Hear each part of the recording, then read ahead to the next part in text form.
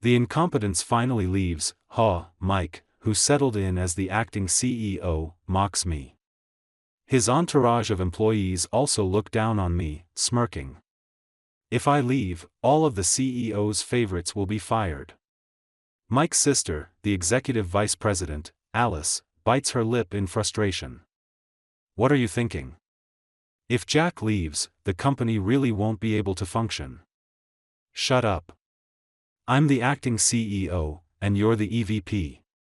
If you can't listen to me, then you should resign too.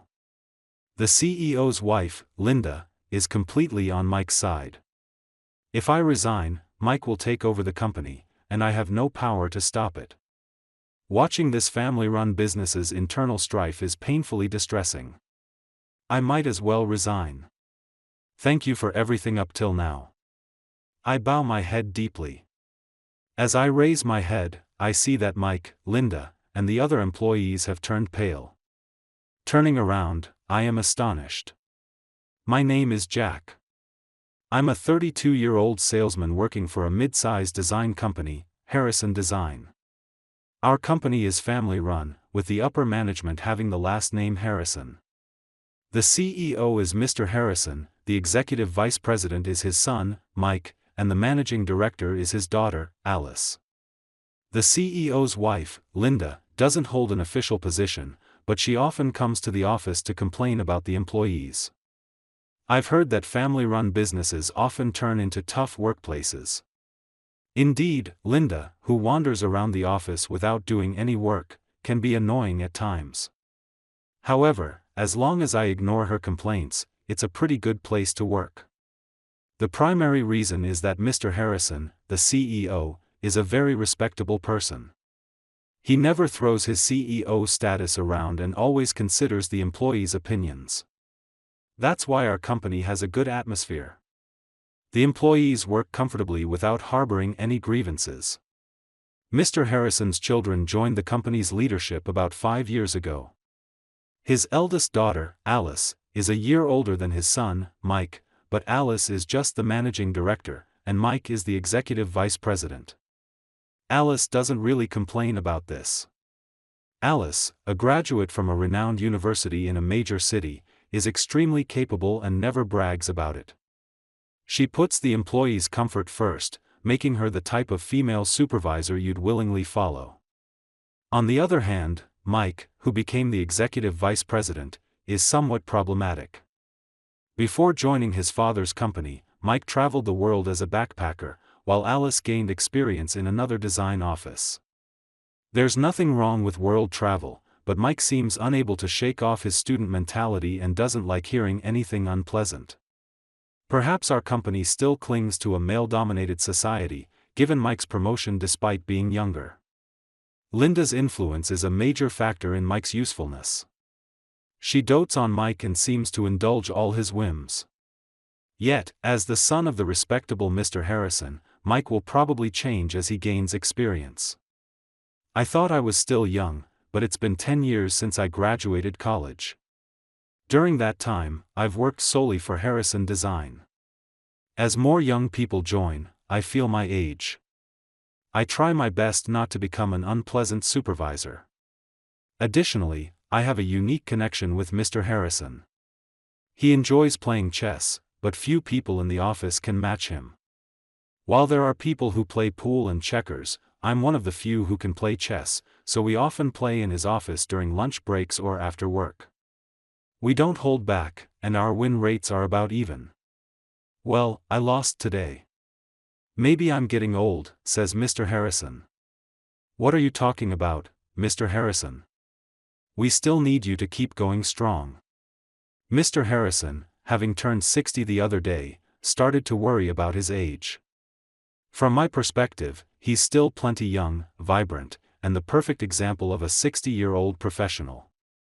It seems his concern about his age hardly comes from the fact that his son, Mike, is still not capable enough to be left in charge with confidence. Leading with a loss feels wasn't satisfying. How about it, Jack, one more game? Sure, but I won't go easy on you.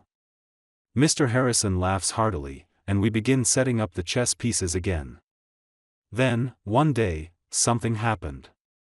A female employee rushes out of the CEO's office in a panic. "Somebody call an ambulance." Mr. Harrison collapsed right after he said he's having chest pains. As we employees head towards the CEO's office, we find the door open, and several employees have already crowded inside. I hear the loud voices of Mike and Alice. "Dad, hang in there. I'm loosening your tie now. Dad, you'll be okay. Just don't move. The ambulance is on its way." The paramedics arrived quickly and took Mr. Harrison away on a stretcher. Accompanying him were the executive vice president, Mike, and the managing director, Alice. Linda was at home and was informed. She said she would head straight to the hospital. Meanwhile, us at the office couldn't focus on work, anxiously waiting for news from Mike and Alice. Soon, Alice called the company. "Dad's completely unconscious now. He's in a critical condition with arrhythmia and high fever," she said. From that day, a wave of unease spread throughout the office. While we tried to keep working, everyone was whispering about the future of Harrison Design. If Mr. Harrison doesn't make it, will we all lose our jobs? No, the executive vice president and managing director are still here. One of them will take over. But one of them was a significant issue. I thought things might work out if Alice became the CEO, but I was only anxious about the future if Mike took the position.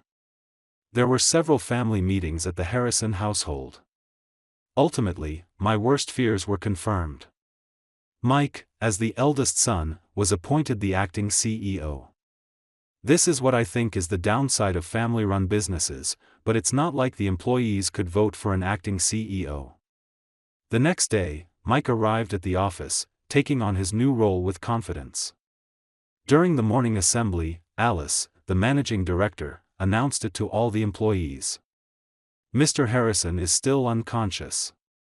Harrison Design is facing its biggest crisis since its founding. Let's rally behind the acting CEO and get through this crisis together." As I listen to Alice's words, I find myself lost in thought. Is this really okay for Alice? Is she truly satisfied with this? A few words, please, acting CEO. I know everyone is anxious at a time like this, but I need you to trust me and give it your all. If we all work hard, surely my father's condition will improve. One of Mike's supporters starts clapping. Soon, other employees join in with the applause. I join in while intently watching Alice. Alice, trying not to reveal her true feelings, joins the applause with a cold smile. An employee standing next to me mutters softly, "What's going to happen now?" I'm really worried. It seems I'm not the only one feeling anxious. A few days have passed since Mike became the acting CEO, and its effect is already apparent. Mike has begun implementing major layoffs. It's been 5 years since Mike joined Harrison Design, and there are quite a few employees who are dissatisfied with him. Unfortunately, I'm one of them. It appears he wants to get rid of anyone he considers a nuisance. For now, let me explain what's happened so far. Before the layoff started, Linda had begun frequenting the CEO's office. I don't know what they were discussing, but it didn't seem like good news for us employees. "Hey, someone take some tea to the CEO's office and check out the situation." A female employee made tea and knocked on the door of the CEO's office. We all held our breath, listening to the sound, but unfortunately, hardly any voices leaked out. We waited for the female employee who delivered the tea to return. Soon, she came back running. It looks like layoffs are definitely happening. Anyone who doesn't align with the acting CEO's views is out. That means those who oppose the executive vice president, no, the acting CEO, in the past are definitely targets. What should we do? I've been pretty outspoken. If that's the case, I'm in a similar boat. Ever since Mike and Alice joined the company, it was clear who sided with the EVP and who with the MD. I was firmly anti-Mike, meaning I supported Alice. Then, two of Mike's supporters from the CEO's office walked in, and we all fell silent. "What's this, a funeral? It's so quiet here. We need to support Harrison Design under the acting CEO now." "Well, who knows how many of you will remain? Just you wait and see." The two supporters exchanged glances and burst into loud laughter. It seemed their future was secure. And so, from the next day, one by one, people were let go. First, it was those who openly opposed Mike's methods. Then, those who had never voiced opposition but sided with Alice when issues arose. Alice became increasingly isolated. It seems Mike drove Alice out of Harrison Design despite being siblings with just a year's age difference and sharing the same parents' blood. Why couldn't they get along? Eventually, I was the only one left supporting Alice. Alice bit her lip in frustration. "My mother always favored Mike. I've always been the one to oppose her, so I guess I'm not the favorite," Alice said. "Is the acting CEO, Mike, regularly visiting Mr. Harrison at the hospital?" Alice shook her head. "Barely. He's left it all to the hospital. He seems to think there is no hope for a recovery." "Alice, are you visiting Mr. Harrison in the hospital? How is his condition?" "There's been a significant change, actually a good one, but Mike's actions have been so swift. I'm not sure if it's going to be in time." The fact that she mentioned "in time" suggests there might still be a chance for Mr. Harrison's return to the company. I felt a glimmer of hope in the darkness. "Alice, next time you visit Mr. Harrison, please take me with you. I might not be able to make much difference, but I want to help in any way I can for his recovery." "Thank you. I haven't been to visit in the last few days. Let's go right after work today." Just then, one of Mike's supporters approached and directed me to the CEO's office. Alice's face tensed up. It looked like my time had come to be let go. I bowed deeply to Alice. "It's finally time. It's hard to leave you behind, but I guess I have to face him now," I said. "I'm coming with you." "I can't stand this outrage," Alice declared. We both entered the CEO's office. Mike sat in a high-back luxury chair, one of his supporters standing to his right, and Linda, looking pleased, stood further to the side. The supporter who had led me in quickly positioned himself to Mike's left. "Jack, you're also fired as of today, but you've dedicated 10 years to the company, so we'll call it early retirement. You'll get a decent severance package, so don't worry," Mike announced. There was no point in making a scene. I quietly nodded. "Understood." Mike mockingly laughed at me. "Glad the incompetent is finally gone." His supporters looked down on me, smirking. Alice bit her lip in frustration but quickly retaliated. "What are you thinking? If Jack leaves, the company really won't be able to function." "Shut up. I'm the acting CEO, and you're the MD. If you can't follow my orders, then you should resign too," Mike snapped. Then, Linda, who had been standing to the side, spoke up. "You're just like a lifeless body now, unable to do anything. You're talented, so why not get hired by another company?" "Mom, are you saying I'm unnecessary for this company?" Alice asked. "Oh, you're just realizing that now? This company will be inherited by Mike alone. Don't worry, we'll adequately replace the employees we've lost," Linda said smugly. Are these the words a mother bestows upon her own daughter to whom she gave life? Once I leave, Mike's takeover will be complete, but I never had the power to stop it in the first place. Watching this family-run business split from the inside is heart-wrenching. I feel sorry for Alice, but I'm exhausted too. Maybe it's better to just resign. "Mike, Alice, Linda, I truly appreciate everything you've done for me," I said. I bow my head deeply. As I raised my head, I saw the pale faces of Mike, Linda, and their supporters. Turning around, I was astonished. There was Mr. Harrison in a wheelchair. A nurse, dressed in plain clothes, was pushing the wheelchair. The doctor gave me permission to come out for an hour, Mr. Harrison said. Though he looked a bit thinner, Mr. Harrison's eyes were sharp, and he radiated energy. Linda staggered toward Mr. Harrison. When did you recover enough to use a wheelchair? Linda exclaimed. You and Mike never visited, so you wouldn't know, but my condition has been improving day by day, Mr. Harrison replied. Oh, that's good. I've been worried all this time, Linda said.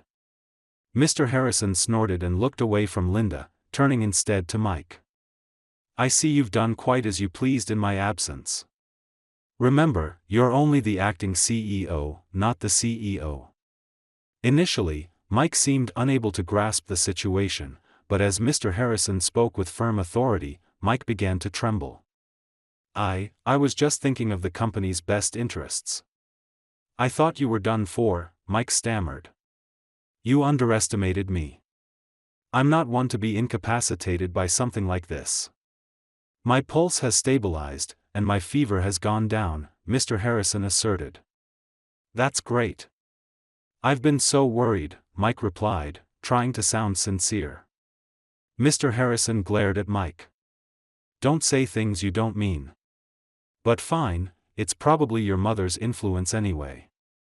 It's a misunderstanding, dear. I would never put such ideas in Mike's head, Linda protested. I've known you long enough to know better. Anyway, Alice, I'm feeling a bit tired. Could you call an assisted taxi to take me back to the hospital? Mr. Harrison requested. Of course, Dad. I'll have you give orders from your hospital room. I'll be your hands and feet, Alice responded. Thanks to the incredible commotion, my early retirement was called off. Mr. Harrison's recovery has been remarkable. He's been working hard on rehabilitation to rebuild the muscles that weakened during his hospital stay. Gradually, he started to walk on his own again. I began visiting the hospital room daily with Alice, and each time we saw him, he seemed more energetic. However, it looked like a full recovery would still take some more time, so Alice brought a computer into Mr. Harrison's hospital room to make it easier for him to work. With Alice's assistance and me helping her, he could manage CEO duties from the hospital room. Despite being 60, Mr. Harrison is quite familiar with computers, so he was pleased to be able to work from his hospital room. He opened his laptop and turned on the power. Well then, what should we tackle first? First, let's restore Harrison Design to its original state. What Alice displayed on the computer screen was a list of employees who had been fired. It might seem too good to be true to fire them on our own accord and then ask them to come back, but we can't operate without them. I'm prepared to apologize to each of them personally, she said. That's right. I'll join you in apologizing. None of this would have happened if I hadn't fallen ill in the first place, Mr. Harrison agreed. Following Mr. Harrison's instructions, the fired employees were brought back. We all rejoiced at being reunited with smiles. I'm relieved to be reinstated. I was worried about my remaining mortgage, one employee said. That's good to hear. Let's continue to support Mr. Harrison, another added. With this, 90% of the original staff was restored. Unfortunately, we couldn't say it was 100% back to the old company. Now, we just needed to post job openings and bring in new talent. A fresh breeze would surely help the company grow even more. Eventually, Mr. Harrison was discharged and began attending work in a wheelchair. Getting sick is no joke. If you let your guard down, your son might just take over the company, he joked. That's right, Dad. We still need you to be strong, Alice agreed. Mr. Harrison and Alice had a genuinely good relationship, full of mutual trust. Unbeknownst to us, the Harrison family had split into two factions, Mr. Harrison and Alice, and Linda and Mike, sadly opposing each other. Linda must have loved Mr. Harrison to have married him. Maybe love between a man and a woman doesn't last forever. As an unmarried man, I had no right to comment, but with most of the employees back, it was time for retribution against those who had betrayed Mr. Harrison. First, both of Mike's supporters were fired. Those two being around made Mike overestimate himself, but the real culprit here is Linda, Mr. Harrison reflected. As time passed in their marriage, they both grew increasingly dissatisfied with each other. Gradually, Linda became overly affectionate towards only Mike. Mr. Harrison, worried about Mike's carelessness but also showing his form of love, had appointed him as the executive vice president, a position higher than Alice's, despite her being older. It seems this act of love didn't quite reach Mike's heart. Other employees who sided with Mike were only given severe warnings. Employees are vulnerable, they have to adapt to whoever is in charge. It was a tough decision for them as well. Mr. Harrison understood this and refrained from demotions or dismissals. The main culprits in this situation were undoubtedly Mike and Linda. For Mr. Harrison, they were his son and wife, but they had to be appropriately punished. Firstly, Mike was demoted to a regular employee for manipulating employee fates in Mr. Harrison's absence. This personal decision seemed to have hit Mike hard. Having been appointed executive vice president upon joining the company and even using the CEO's office in his father's stead, it must have been unbearable for him. Ashamed of being a regular employee, Mike started coming to the office less frequently. For us in management positions, it was actually convenient not to have him around, as it was unclear how to direct him. However, his frequent absences became a concern, so I asked Alice about his home situation. Alice lived alone, but Mike had always lived with their parents. So, he's been shut in his room with the housekeeper leaving his meals in the hallway outside. It's unbelievable, Alice said. He might have lost his confidence all at once, I remarked. However, Linda, who dotes on Mike, blames the cruel, tumultuous ordeal on Mr. Harrison's illness. Their marital relationship seemed irreparably damaged. Both Mr. Harrison and Linda, deeply caring for their children, were living together for their sake, even though it was a struggle. Mr. Harrison decided to punish Linda as well, banning her from entering the company. When Linda complained, Mr. Harrison showed her photos and documents gathered by a detective agency. "You've been having an affair all this time. Did you think I knew nothing about it?" he confronted her. The reason Linda frequently visited Harrison Design was because her lover was there. Her lover was a young employee in his 30s, to whom Linda had been generously giving a lot of money. Since Mike became acting CEO, there had even been talks of promoting this man to a managerial position as a special favor. "I had feelings for you after all these years together, but with this incident, even that's gone. The money you squandered was earned through my hard work," Mr. Harrison lamented. Linda desperately made excuses, but Mr. Harrison was not willing to listen. As the CEO's wife, her attempts to privatize the company were a serious offense. Mr. Harrison and Linda ended up getting a late-life divorce. However, Linda's lover quickly submitted his resignation and returned to his hometown. Mike, who adored Linda, vehemently opposed the divorce. "It's unfair to Mom. How is she supposed to live if they divorce now? She should just work or do something. It's normal to work to live. You should try working for a change," Mr. Harrison responded. Eventually, Mr. Harrison fired Mike, who showed no inclination to work at all. Thus, Mike and Linda were both ousted from the house. Normally, a young and able son like Mike would work and support Linda. However, Mike just won't seem to get a job. Having been pampered as the executive vice president and acting CEO, it seems his pride won't allow him to work under someone else. As a result, their finances dwindled. Mother and son, with nowhere else to go, reluctantly returned to Linda's family home in the countryside. However, the house had passed on to Linda's brother and his wife. Knowing their plight, they couldn't turn them away. They were given a small room and lived there in constrained circumstances.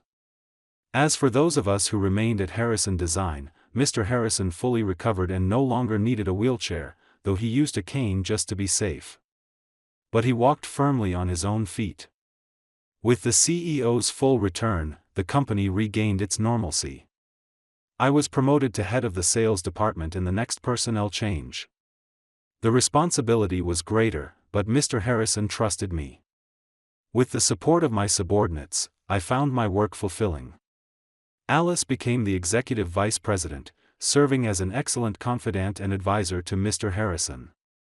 I should have appointed Alice as the executive vice president from the beginning. Then this cruel incident would never have happened, Mr. Harrison said. I understand you wanted to give Mike a chance, Dad, but it's good we realized early on that he wasn't capable, replied Alice. They say the more troublesome a child is, the dearer they are. Mike was a perfect example of that. Mr. Harrison deeply regretted appointing Mike, who lacked ability, to the executive vice president position out of paternal affection. Thus, Harrison Design managed to recover from a significant crisis. The company's performance improved, and employee wages increased. We, the employees, are now more motivated than ever to rally under Mr. Harrison's leadership and build up the company. That day, during lunch break, I was Mr. Harrison's chess partner in his office, just like before the hospital incident. Our skills were closely matched, leading to wins and losses for both of us. Mr. Harrison seems to enjoy this aspect of the game. Like in business, Jack, it's no fun if you go easy on me. That's true. I completely understand. Mr. Harrison became silent for a while. Just when I thought he was focusing on the chess board, he said something unexpected. Jack, aren't you going to get married? You're at a good age for it. I'm a bit embarrassed to say, but I've been so caught up in work that I haven't had a girlfriend. But you're right, I should start thinking about that aspect of my life. I may not have much credibility in giving marriage advice, considering how mine turned out, but maybe it's time you thought about settling down. Maybe I should start attending mixers then. Just then, Alice entered the room with a knock. Oh, playing chess again? You two always get along so well. The only one who plays with me is Jack. Alice casually took a seat next to me, watching our match with interest. Jack, teach me chess too. I want to study and beat Dad someday. That's a great idea. Playing against me all the time must be boring for Mr. Harrison. Mr. Harrison looked back and forth between me and Alice, grinning. How about it? Shall the three of us go out for sushi tonight? That sounds lovely. Jack, are you free? I don't mind at all. I'd be happy to join. Lately, it seems we're spending more time together like this. For me, it's the most comfortable and pleasant relationship. I was just telling Jack it's about time he thought about getting married. Alice, the same goes for you. Don't stay single forever.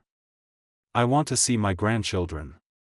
Well, I do feel a bit rushed thinking about childbirth, but I don't have anyone in mind. Maybe I should go to mixers. Alice saying the same thing made me laugh. I was just saying the same thing, Alice. Shall we go to a mixer together next time? Oh, that would be nice. Make sure there are some handsome guys. Maybe it would be quicker if you two got married. Alice and I exchanged glances and laughed. I'd be lying if I said I hadn't thought about her in that way, but I felt I still lacked the credentials to ask her out. Looking at Alice beside me, she seemed to blush with embarrassment. I vaguely thought about asking her out for drinks, just the two of us.